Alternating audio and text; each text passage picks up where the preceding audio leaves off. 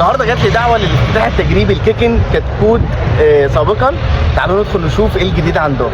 اول حاجه لفتت انتباهي في المكان هي الوانه المريحه للعين، الابيض مع الاحمر مع الاصفر واخد طابع اللون، والمكان نضيف جدا جدا. الدور الاول مخصص للطلبات، هنا قابلت شاهد حد من مشاهير الفيوم.